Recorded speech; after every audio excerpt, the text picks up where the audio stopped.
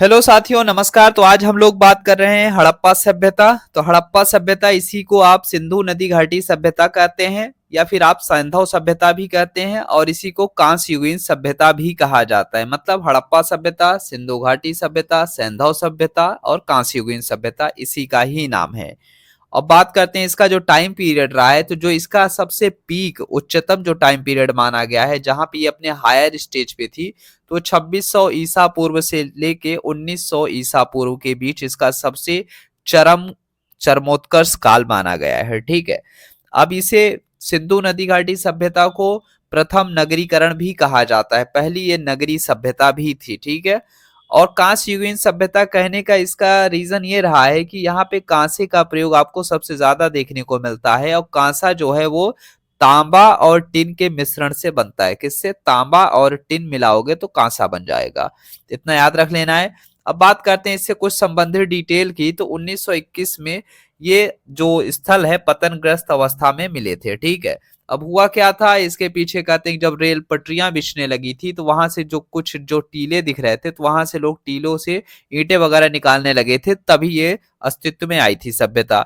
तो बात कर लेते हैं। सर्वप्रथम 1921 में जॉन मार्शल के नेतृत्व में दयाराम साहनी ने हड़प्पा में उत्खनन का कार्य प्रारंभ किया। और जैसा कि आप लोग जानते हैं, पुरातत्व विज्ञान में ये परंपरा है कि जिस स्थल में सर्वप्रथम किसी सभ्यता एवं संस्कृति की जानकारी मिल जाती, मान लीजिए कोई भी स्थल है जहां पे मान लीजिए किसी एरिया विशेष में खोजा जा रहा है, तो जिस स्थल पे उसकी सभ्यता या संस्कृति की जानकारी मिलती है, तो उसी के आधार पे उसका नाम रख दिया जाता है। तो जो पहला स्थल था वो हड़प्पा ही मिला था। यही वजह है कि इसका नाम हड़प्पा सभ्यता रखा गया। और इसका एक लोकप्रिय नाम जब सिंधु घाटी सभ्यता इसलिए कहते हैं क्योंकि ये सिंधु नदी के किनारे ये जो सभ्यता डेवलप हुई थी। तो याद रखना है, यही वजह है कि इसका नाम सिंधु घाटी सभ्यता भी कहा जाता है। अब बात कर लेते हैं इसका प्रसार की। तो भौगोलिक प्रसार आप देखते हैं तो अफगानिस्तान में भी इसका प्रसार दिखता है सिंधु घाटी सभ्यता का, जिसमें आप देखेंगे तो बदख्शा दिखेगा और सोर्तघोई जैसे जगह आपको दिख जाएगा। अब बदख्शा क्यों बताए हैं? क्योंकि यहाँ पे आपको लार्ज है ना, लाजवर्द मणि बोलते हैं। क्या बोलते हैं इसे? लाजवर्द मणि का प्रमाण आपको बदख्शा में मिला है, और बदख्शा पड़ता कहाँ है? अफगानिस्तान में पड़ता है। अब वही बात करते हैं, पाकिस्तान में भी इसके आपको क्या मिलते हैं? स्थल देखने को मिल जाते हैं, सिंधु घाटी सभ्यता के स्थल, जिसमें आप देखते हैं तो सिंधु नदी का जो क्षेत्र है, हर कोई जानता है जो सिंधु नदी है वो कहाँ से निकल रही होती है? तिब्बत मानसरोवर से निकलते हुए इंडिया कश्मीर वाले क्षेत्र से फ्लो करते हुए पाकिस्तान में एंटर कर जाती हैं। तो पाकिस्तान में सिंधु नदी का क्षेत्र तो पड़ता ही है। तो वो कौन कौन से एरिया आते हैं? तो जिसमें आप देखेंगे तो मोहनजोदाड़ो आएगा, चन्हूदड़ो आएगा, अमरी आएगा और कोटदीजी आएगा। तो ये जो क्षेत्र है सिंधु नदी क्षेत्र, तो ये सभी आपको जो स्थल हमने बताए कौन कौन से? मोहनजोदड़ो, चन्हूदड़ो, अमरी और कोटदीजी। ठीक है। तो ये सभी आपको कहाँ मिल जाएंगे? पाकिस्तान में सिंधु नदी क्षेत्र के पास दिखेंगे। वहीं आप पश्चिमी पंजाब मतलब जो पाकिस्तान के हिस्से में है, वहां पे आप रावी नदी है, और रावी नदी के किनारे आपको हड़प्पा भी देखने को मिल जाता है। और बलूचिस्तान में आप देखते हैं तो मेहरगढ़, और तटवर्ती क्षेत्र में आप देखेंगे बलूचिस्तान का जो तटवर्ती क्षेत्र है वहां पे आपको सुतकांजेडोर और सुतका कोह भी मिल जाएंगे।